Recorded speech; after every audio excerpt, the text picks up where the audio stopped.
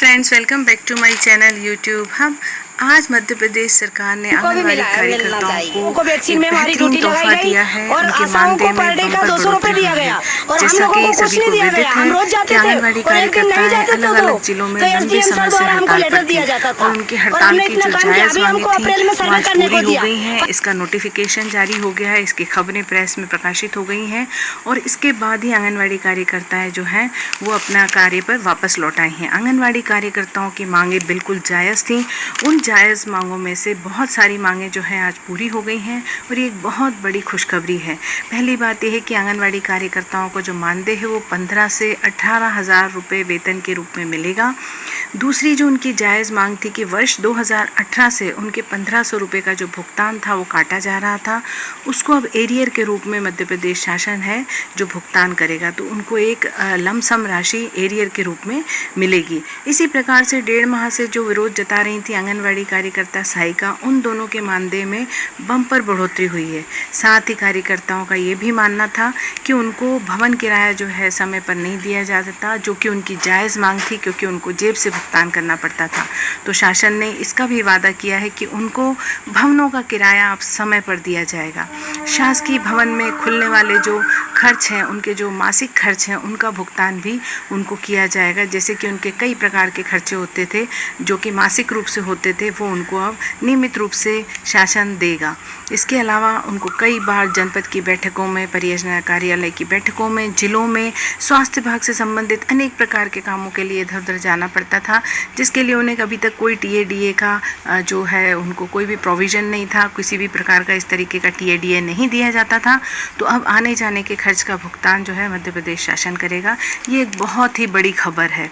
पोषण सप्ताह जो आंगनवाड़ी केंद्रों में नियमित रूप से मनाए जाते हैं, उनमें अनेक प्रकार के खर्चों का प्रावधान नहीं होता था, जो कि कार्यकर्ताओं को खुद वहन करने पड़ते थे।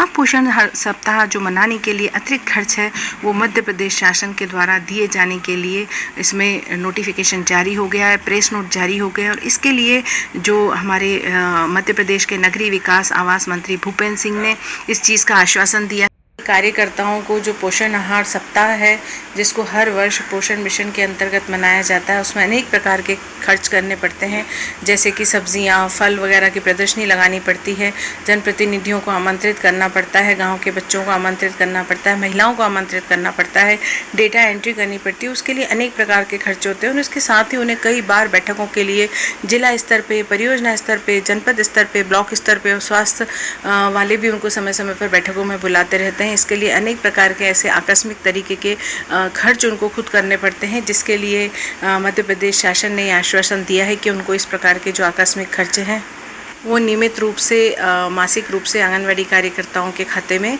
आकस्मिक व्यय के लिए, प्रावधानों के लिए जमा किया जाएगा।